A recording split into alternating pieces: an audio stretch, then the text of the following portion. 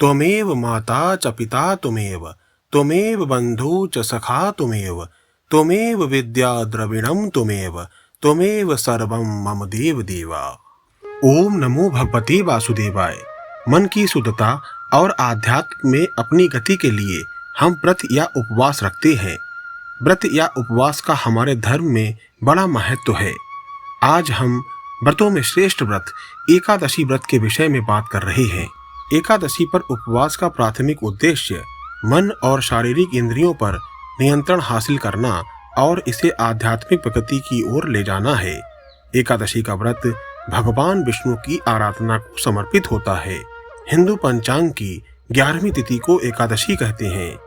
यह तिथि मास में 2 बार आती है, एक पूर्णिमा होने पर और दूसरी अमावस्या होने पर। पूर्णिमा से आगे आने वाली एकादशी को कृष्ण पक्ष की एकादशी और अमावस्या के उपरांत आने वाली एकादशी को शुक्ल पक्ष की एकादशी कहते हैं। इन दोनों प्रकार की एकादशियों का हिंदू धर्म में बड़ा महत्व है। ऐसी मान्यता है कि जो भी जातक हर वर्ष आने वाली 24 एकादशी का व्रत रखता है, उसे जीवन में किसी तरह की स्वास्थ्य संबंधी और आर्थिक समस्याओं का सामना नहीं करना पड़ता। साथ ही उसे कभी दरिद्रता का सामना भी नहीं करना पड़ता। जीवन में तरक्की और सफलता के लिए इस व्रत का खास महत्व माना गया है। संतान की कामना रखकर व्रत करने से शीघ्र संतान की प्राप्ति होती है। एकादशी का व्रत भगवान विष्णु के भक्त उनसे आशीर्वाद पाने की कामना से करते हैं तथा स्मार्त और वैष्णव संप्रदाय के लोग एकादशी का व्रत करके भगवान श्री नारायण विष्णु को प्रसन्न करने के लिए उपवास करके उनकी भक्ति करते हैं। मैं राधा चरण दास आप सभी को पुत्रदा एकादशी की हार्दिक शुभकामनाएं देता हूँ। आपका हमारे YouTube चैनल में स्वागत है। आप सभी को मेरा जय जय श्री हित हरिवंश। पुत्रदा एकादशी की कथा इस प्रकार है, जो भगवान श्री कृष्ण ने महाराज युधिष्ठिर को सुनाई। युधिष्ठिर ने पूछा, मधुसूदन, श्रावण के शुक्ल पक्ष में किस नाम की एकादशी होती है? कृपया मेरे सामने उसका वर्णन कीजिए। भगवान बोले, राजन, प्राचीन काल की बात है। द्वापर युग के प्रारंभ का समय था। महिष्मतीपुर में राजा महिजित अपने राज्य का पालन करते थे, किंतु उन्हें कोई पुत्र नहीं था। इसीलिए वह राज्य उन्हें सुखदायक प्रतीत नहीं होता था।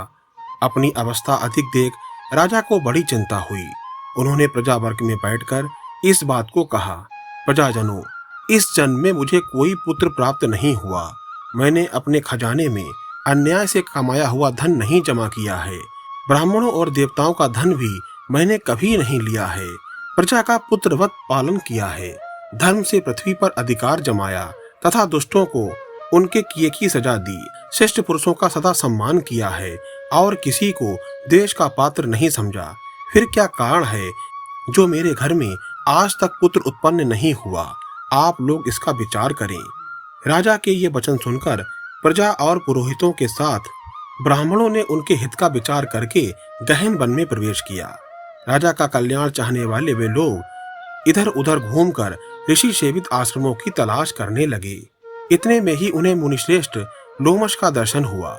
लोमश जी धर्म के तत्वज्ञ, संपूर्ण शास्त्रों के विशिष्ट विद्वान, दीर्घायु और महात्मा हैं। उनका शरीर लोम से भरा हुआ है। वे ब्रह्मा जी के समान तेजस्वी हैं।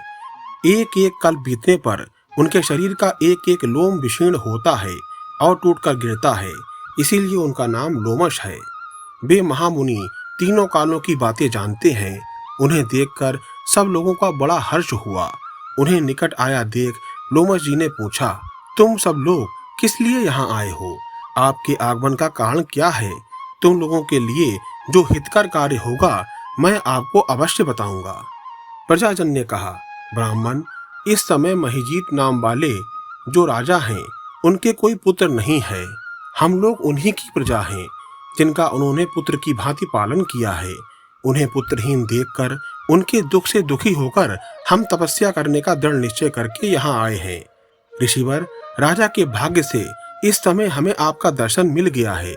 महापुरुषों के दर्शन से ही मनुष्यों के सब कार्य सिद्ध हो जाते हैं। मुनि, अब हमें उस उपाय का उपदेश दीजिए जिससे राजा को पुत्र की प्राप्ति हो।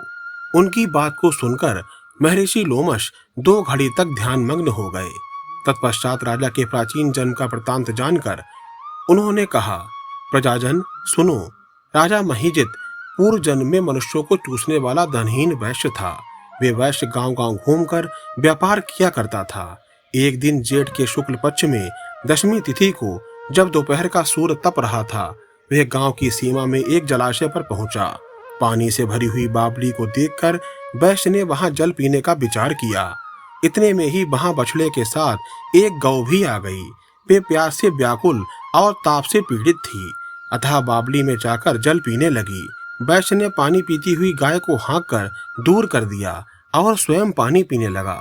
उसी पाप कर्म के कारण राजा इस समय पुत्रहीन हुए हैं।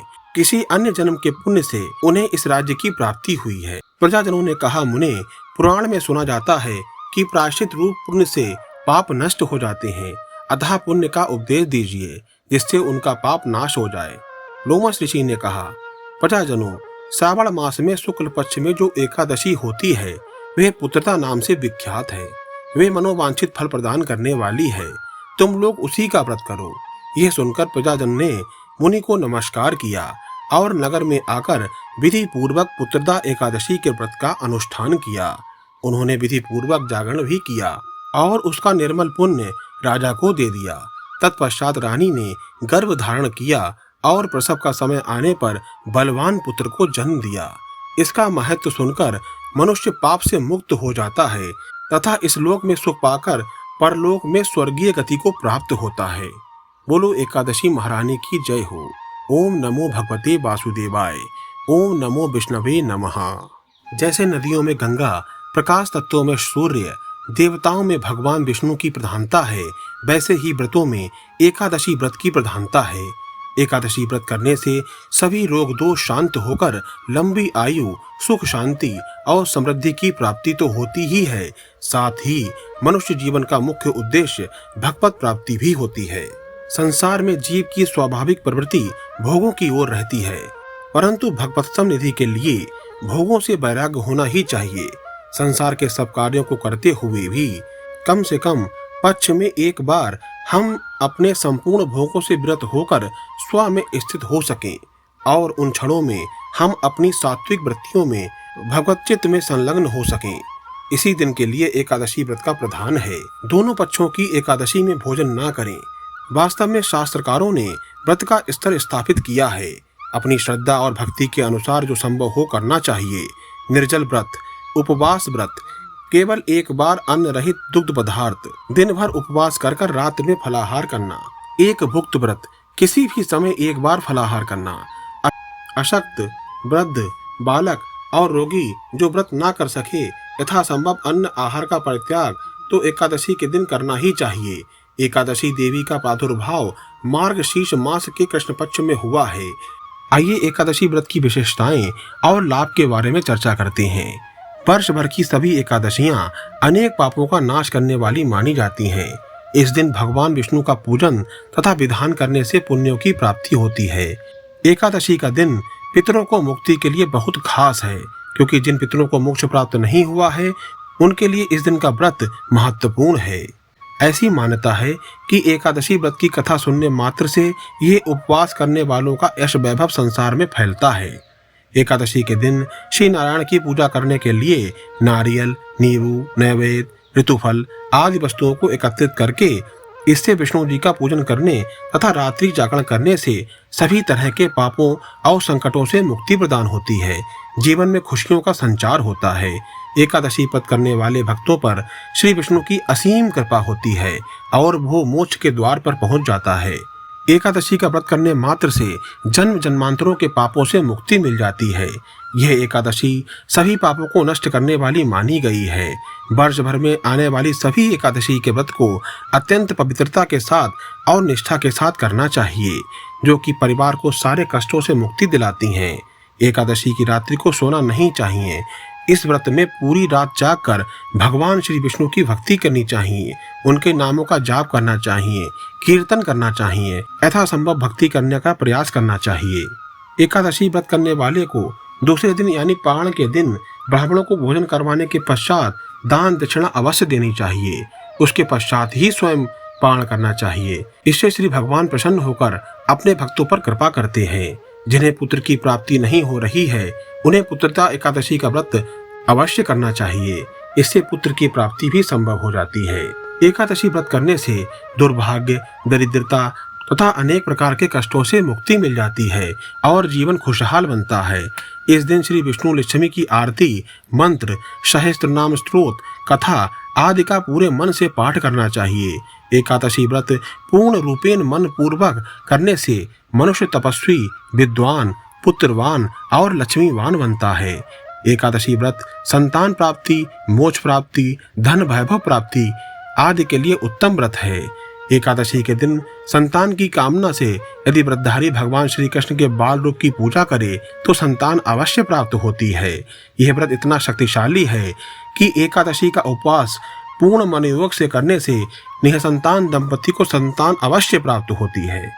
इसलिए इस व्रत का पूर्ण निष्ठा और लगन के साथ और पूरे भाव के साथ पालन करना चाहिए। यदि आपको हमारे वीडियो अच्छे लगते हैं तो कमेंट में श्री राधा वल्लभ श्री हरिवंश अवश्य लिखें।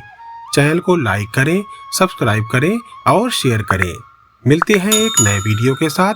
तब तक के लिए आप सभी को इस दास का जय जय श्री हित हरिवंश।